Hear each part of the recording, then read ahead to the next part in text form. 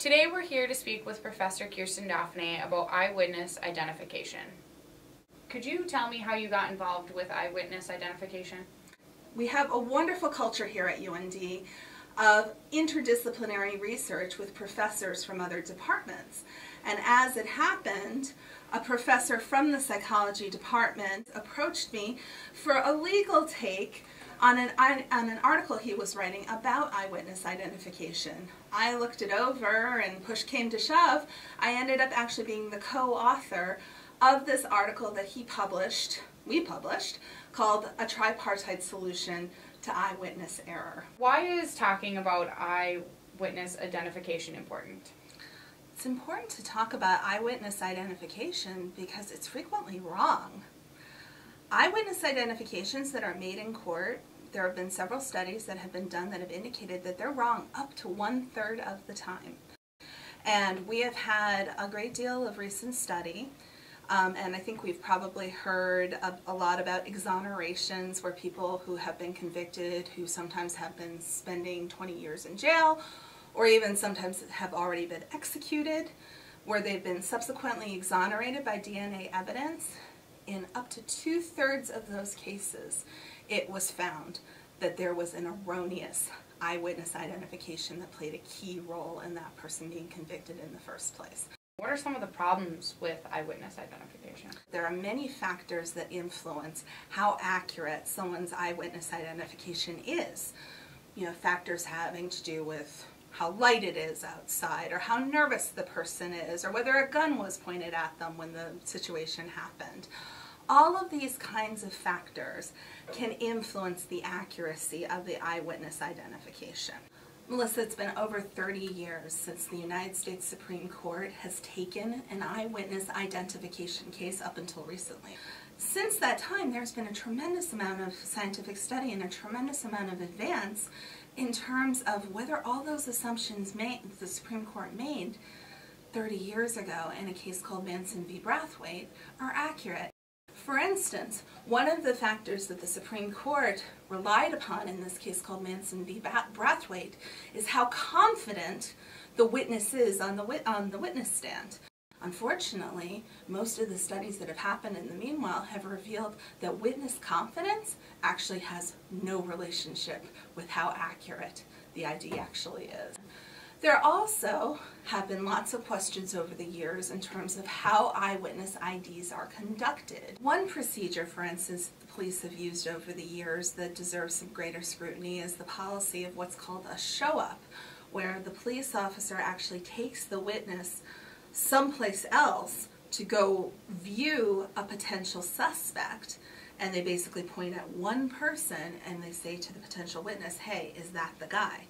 Well, perhaps not surprisingly, that process tends to lead to a lot of falsely positive identifications. I understand that you were recently interviewed by the California Public Radio about not only eyewitness identification, but also a recent U.S. Supreme Court case named Perry v. New Hampshire. Could you tell us a little more about that? I absolutely can. After my eyewitness article came out with Professor Wise, we were very pleased to see that this important issue was starting to get some attention. We had an opportunity to speak to the Grand Forks Inn at Court. We had an opportunity to speak to the North Dakota Bar Association. Some of our materials were picked up by the Innocence Project and were used as part of their nationwide campaign of exonerations of people who have been falsely convicted. And so some of those opportunities we had actually got the attention of California Public Radio, who called me up and gave me a really fascinating and wonderful opportunity to speak about eyewitness identification. In 2011, the Supreme Court granted certiorari, which means they granted permission to hear a case called Perry v. New Hampshire, which is the first time in 30 years that the Supreme Court has taken a look at this issue of eyewitness identification.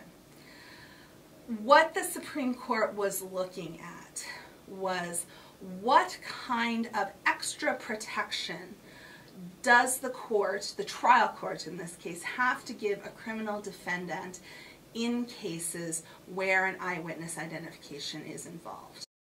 Perry, the criminal defendant, was trying to argue that because eyewitness identifications are so inherently suspect in and of themselves, that there always should be some kind of heightened scrutiny of the introduction of eyewitness identifications into a trial. The state was saying, just like any other piece of evidence, we're going to rely on cross-examination, we're going to rely on the usual processes of trial to weed out good evidence from bad. We're not going to look at all of this evidence that indicates that there are all kinds of problems with how police collect eyewitness evidence. There are all kinds of problems with the jury's ability to understand eyewitness evidence. The processes of trial, like cross-examination, are not terribly effective in weeding out the good ID from the bad. Making the point that even if the witness is extremely confident in that ID, that doesn't necessarily mean that that ID is correct. So the Supreme Court essentially decided to maintain the status quo when it comes to eyewitness identification. So, at this point, what we would urge, those of us who care about this issue, is number one, education. Education of the public about the importance of this issue. We've got to do some advocacy in terms of allowing expert testimony at trial about all these problems with regard to eyewitness identification, because there's a lot of trial court judges who are very skeptical about allowing cognitive psychologists to come into trial and explain to the jury how factors like fear, how factors like what's called the weapons focus, which is if someone's pointing a gun at you, all you're going to see is the gun. You're not going to see their face or remember their face accurately. There's a tremendous problem with cross-racial identification, where if you're identifying someone from a different race, the accuracy of the ID tends to go far down. So we need to enlighten judges to allow these kinds of psychologists to be able to come in and educate the jury about potential problems with eyewitness identification. And then we also really need to put pressure on police departments to make sure the proper procedures are followed in terms of lineups, in terms of avoiding these show-ups that I described, in terms of police not putting subtle pressure on witnesses to ID potential suspects when the witnesses are less than sure. So I think through education, hopefully we can continue to put pressure on the court system to do what is the right thing. Because really a double injustice is happening.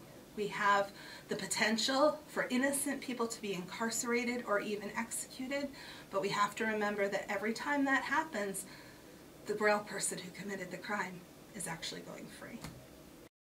Professor Dauphinais, thank you so much. I learned a lot about eyewitness identification today, and thank you for taking the time out of your day to teach us all about it. Well, thank you, Melissa. It was my pleasure to be here and spread the word. It's an important issue. The more people who know about it, the more difference we can make on this crucial issue.